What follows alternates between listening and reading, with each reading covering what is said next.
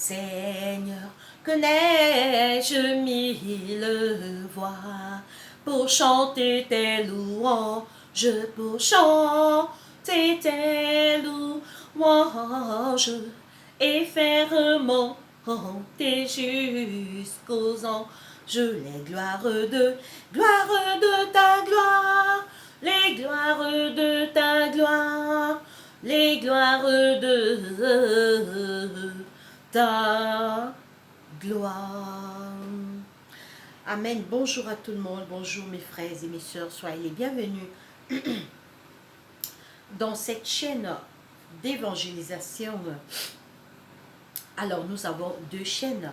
Nous avons Préparation pour le ciel et cette chaîne également Arc-en-ciel, Rachou. Alors, pourquoi arc-en-ciel?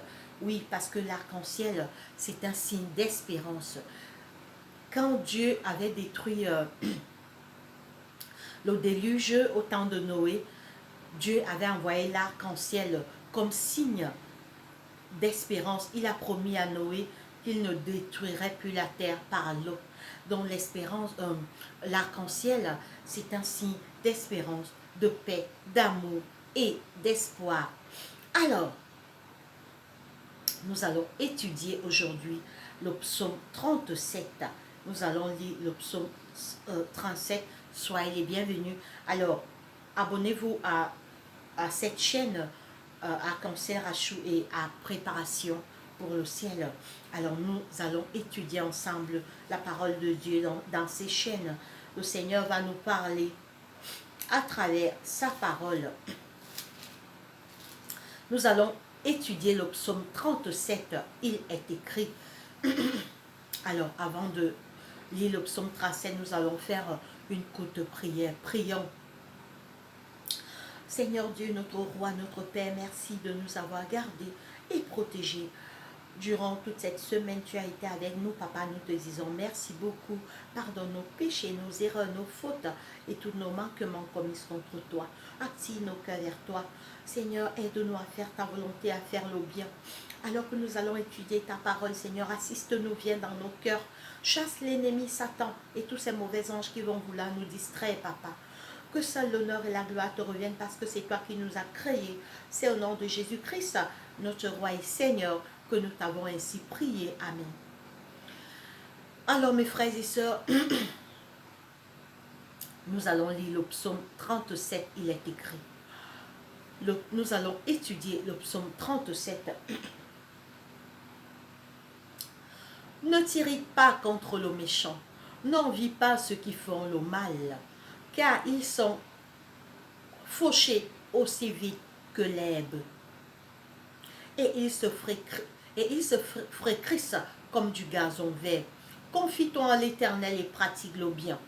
Aie le pays pour demeure et la fidélité pour pâture. Fais de l'Éternel tes délices et il te donnera ce que ton cœur désire.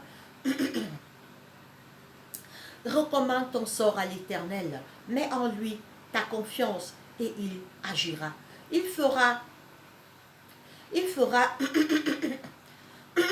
pardon, il fera paraître ta justice comme la lumière et ton droit comme le soleil en son midi. Garde le silence devant l'Éternel et espère en lui. Ne t'irrite pas, ce serait mal fait. Ne t'irrite pas contre celui qui réussit dans ses voies, comme contre l'homme qui vient à bout de ses mauvais desseins. Alors nous allons d'abord un peu commenter à ce niveau. Ne t'irrite pas contre les méchants. N'envie pas ceux qui font le mal. Quand tu vois quelqu'un dans le mauvais chemin, quelqu'un qui fait le mal, quelqu'un qui ne craint pas Dieu, quelqu'un qui est méchant, aie pitié de lui, prie pour lui, afin qu'il puisse changer. Oui, Jésus est venu sur la terre, il est mort pour tous les hommes. Jésus est mort pour tous les hommes. Le souhait de Jésus est que quand il va revenir, tout le monde puisse être sauvé. Mais Chacun est libre d'accepter Jésus ou de ne pas l'accepter. Mais Jésus souhaite, son sang a coulé sur la croix pour sauver tous les hommes. Donc mon frère, ma soeur, quand tu vois quelqu'un qui s'est détourné de Dieu, aie pitié de lui et prie pour lui. N'envie pas ceux qui font le mal, n'envie pas les méchants. Oh, aujourd'hui dans notre société, le mal est devenu bien et le bien mal. On loue les gens qui font le mal, on applaudit les gens qui font du mal. N'envie pas ceux qui font le mal.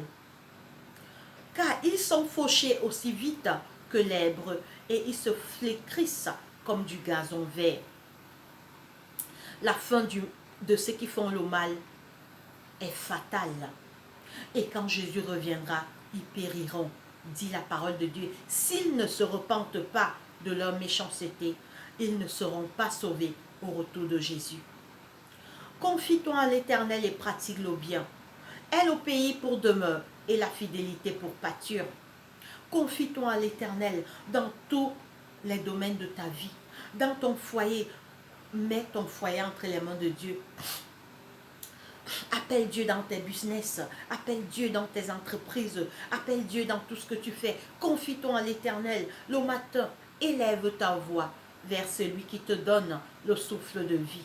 Oui, confie tous tes enfants à l'Éternel. Confie ton époux à l'Éternel. Confie ton fiancé à l'Éternel. Confie à l'Éternel tous tes projets.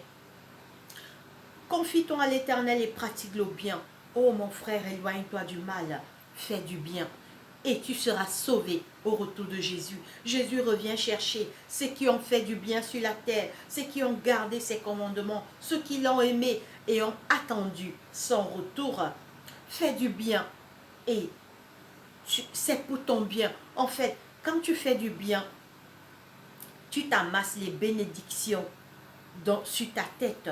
Quand tu fais du bien, mon frère, ma soeur, c'est les bénédictions que tu amasses dans ta tête. Recommande ton sort à l'Éternel. Mets en lui ta confiance et il agira.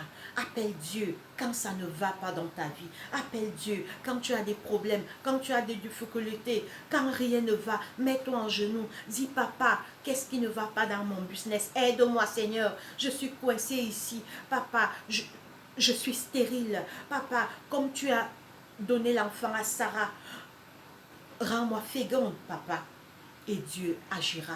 Papa, je suis malade, guéris-moi. Papa, touche ce remède que je bois. Seigneur, voici le remède, que ta main le touche, afin que je retrouve la santé. Mets ta confiance en Dieu. Ne doute pas quand tu pries. Dieu existe, mon frère, ma soeur. Il est aux cieux et il écoute toujours nos prières. Il fera paraître ta justice comme la lumière et ton droit comme le soleil en son midi. Garde le silence devant l'Éternel et espère en lui. Ne t'irrite pas contre celui qui réussit dans ses voies. Ne sois pas jaloux de quelqu'un, même si quelqu'un a déjà 4 voitures. Toi, tu marches encore à pied. Toi, tu prends encore le bus. N'envie pas. Épargne ton argent, travaille dur et un jour, si tu le veux, parce que le vrai bonheur, ce n'est pas d'avoir toutes les richesses de la terre. La parole de Dieu nous dit que sert-il à un homme de gagner le monde entier s'il perd son âme? Oh, je ferai une vidéo spéciale sur ce sujet. Que va te servir de gagner toute la terre si Jésus revient? Ton nom n'est pas trouvé dans le livre de vie. Tu n'es pas parmi les sauvés. À quoi t'aurait servi toutes ces richesses? Ces richesses ne peuvent même pas acheter ton âme. Garde le silence devant l'Éternel et espère en lui. Ne t'irrite pas contre celui qui réussit dans ses voies, contre l'homme qui vient à bout de ses mauvais desseins. Laisse la colère, abandonne la fureur, ce serait mal faire.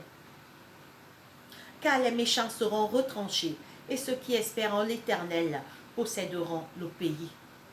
Oh, mon frère, espère en Dieu.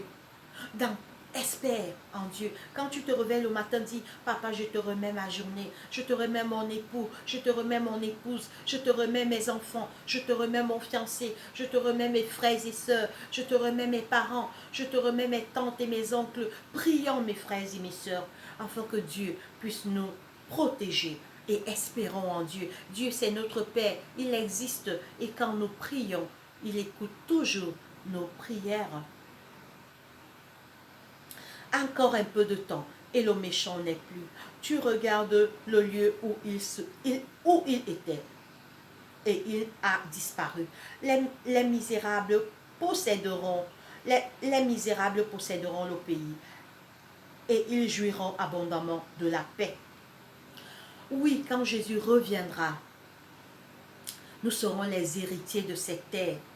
Le saviez-vous, mes frères et sœurs? On héritera la terre quand Jésus reviendra. Quand Jésus revient pour... En réalité, c'est comme quelqu'un, il plante son champ. Il fait un grand champ. Il prend de la peine. Il plante le maïs, les arachides, l'igname, le macabo, les patates. Il faut bien qu'un jour, il vienne récolter ce qu'il a sémé.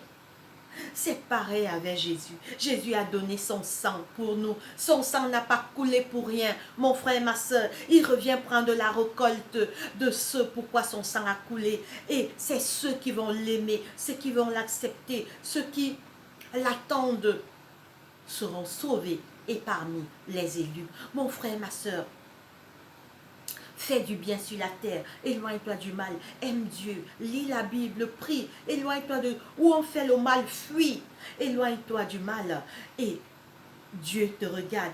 Tout ce que tu fais est noté dans le livre de vie au ciel. Les anges, les chérubins et les séraphins notent tes bonnes actions dans ce monde. Le méchant forme des projets contre le juste et il grince des dents contre lui. Le Seigneur se rit du méchant car il voit que son jour arrive. Oh, tout ce qui vont comploter contre toi, tout ce qui vont comploter contre toi pour te faire tomber, pour te détruire, Dieu te protégera, mon frère, ma soeur. Confie-toi toujours en l'Éternel, ton Sauveur. Oui, le méchant, le salaire du péché, c'est la mort. Le salaire du péché, ça sera la mort éternelle. Le salaire du méchant, s'il ne se repent pas, le salaire du méchant, c'est la mort. Mais s'il se repent, si le méchant se repent, oh, c'est pourquoi j'aime beaucoup ce verset. Ésaïe 55, 6. Cherchez l'Éternel pendant qu'il se trouve. Invoquez-le tandis qu'il est prêt. Que le méchant abandonne sa voie et l'homme d'iniquité ses pensées. Qu'il retourne à l'Éternel qui aura pitié de lui, à notre Dieu qui ne se lasse pas de pardonner. Oui, Dieu invite le méchant à laisser le mal. Méchant, repens-toi, Jésus revient bientôt. Les signes de son retour sont bel et bien visibles. Le retour de Jésus est très proche. Méchant, laisse le mal. Si tu es un voleur, abandonne. Un criminel, abandonne. Un menteur, abandonne. Un jaloux, abandonne. Un rancunier, abandonne. Un bagarreur, un médisant. Si tu ne laisses pas, mon frère, ma soeur, c'est pas pour ton bien. Ton nom sera retiré du livre de vie. Et quand Jésus reviendra, tu ne seras pas sauvé et parmi les élus. Le Seigneur t'invite, mon frère, ma soeur, à te repentir, car Jésus revient très très bientôt. Nous voyons déjà les signes. Oh, je vois des choses étranges. Je ne sais pas si vous voyez ça comme moi. On n'avait jamais vu ça. La nudité est ouverte sur Facebook. Les choses qu'on croyait que c'était caché. J'ai même peur maintenant d'aller sur Facebook pour tomber sur cette abomination. Je ne sais pas si vous voyez ça comme moi. Tu ouvres Facebook, tu vois les gens nus. Nus. Ils ne cachent plus leur nudité. La nudité, c'était la dernière chose que l'homme cachait.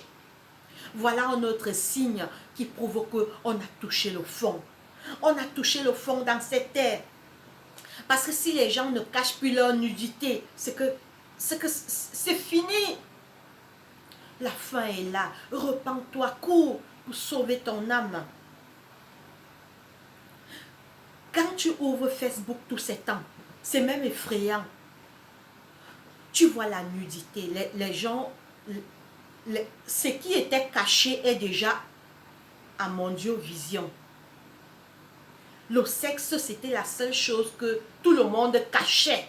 Mais si tu montres déjà ça, mes frères et sœurs, c'est clair, Jésus est à la porte. Jésus revient bientôt. Les signes, on n'est même plus au niveau des signes. Jésus est proche d'arriver. Repens-toi, cherche Dieu. On n'est plus au niveau des guerres. On n'est plus au niveau du mauvais cœur, des crimes. On est au niveau maintenant où les gens étalent leur nudité à mondiovision. Ils n'ont plus peur, ils n'ont plus honte. Même les gens même les gens de Sodome et Gomorrhe n'avaient pas atteint ce niveau. C'est vrai. Dieu avait détruit Sodome et Gomorrhe pour des abominations que nous tous on connaît. Mais les gens de Sodome et Gomorrhe n'ont pas atteint notre niveau. Notre niveau, c'est le haut niveau. Montrer sa nudité à visage découvert, on a touché le fond. Voilà un autre signe qui annonce le retour imminent et glorieux de Jésus. Le mal a atteint un niveau où Dieu va dire stop, Dieu ne pourra plus supporter. Alors, nous allons nous arrêter là. Nous allons nous arrêter là pour aujourd'hui. Retiens mon frère que Jésus t'appelle, Jésus t'aime, Jésus t'appelle à la repentance. Cherche Dieu, laisse le mal. Si tu es dans un péché, abandonne, car Jésus revient bientôt. Son retour est proche. Fais le bien, cherche Dieu, éloigne-toi du mal. Aime Jésus-Christ. Si tu n'as pas de Bible, mon frère, ma soeur, cherche à connaître Dieu à travers sa parole. Alors nous allons rapidement chanter un cantique avant de nous séparer. Alors, nous allons chanter le 527 dans les hymnes et louanges. Alors, nous allons chanter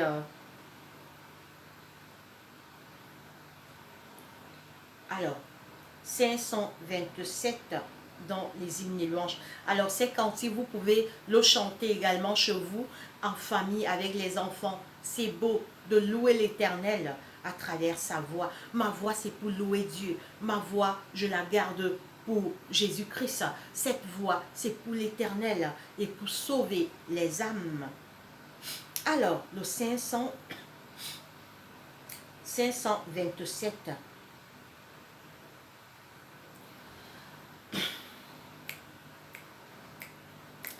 Quand le vol de la tempête vient assombrir ton ciel bleu, au lieu de